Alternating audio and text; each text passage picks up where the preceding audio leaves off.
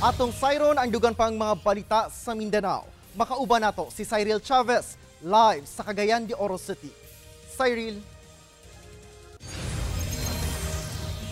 Salamat Argel. St. John the Baptist Church sa Jimenez, Misamis Occidental, temporaryong gipasiradan human ang giingong pagpangluwa sa Holy Water Font sa usa ka content creator nga nag-viral online. Content creator gipanghimakak nga iya kining giluwaan. Ang detalye sa report ni James Paulo Yap.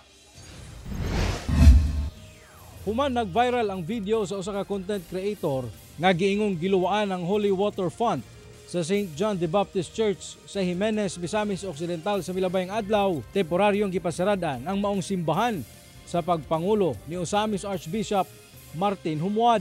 Gikasubo pag-ayo sa Arsobispo ang insidente o gitawag niini nga pagpanamas-tamas sa balay sa Ginoo ang gihimo sa maong content creator. O dili kini dula-dula lang, giyama-yamaan o gipanamas-tamasan ang maong simbahan, mao nga kini atong iuli o atong ihalad ngadto sa Ginoo pag-usab. Kay ang balaod sa simbahan mao man gayon ang kaluwasan sa tao. Pero kung adunay magbinuang sa maong kaluwasan, doon na po tayo responsibilidad. Nagkatapok ang mga kaparian sa gawa sa maong simbahan o pinaagi sa usa ka pag-ampo, temporaryong gisilyuhan ang pultahan sa maong simbahan. Sa karon, dili pa masulti sa Arsobispo kung kanusa kini ablihan pagbalik. Ang St. John the Baptist Church sa Jimenez sa Misamis Occidental natukod niadto pang late 19th century o gideklarang National Cultural Treasure niadtong tuig 2021.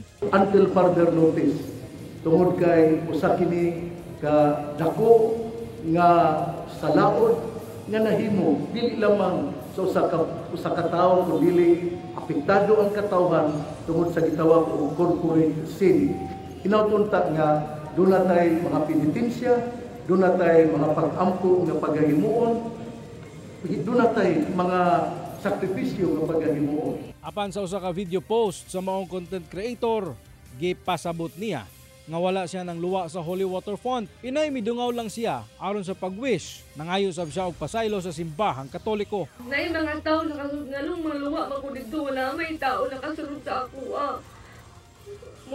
Gusto ko mga ipasaylo sa tanan nga Katoliko kung nakuan man gali sa inyo ang mga nakasala ko. May kong pasaylo pero wala dyan ko nakuha ng luwa. Sumala sa PNP nga nagpadangat na og interes ang LGU ug mga representante sa simbahan nga magduso sila og reklamo batok sa maong content creator. Posible sila mag-cite under Article 133 offending the religious feelings. Ako si James Paulo Yap, One Mindanao.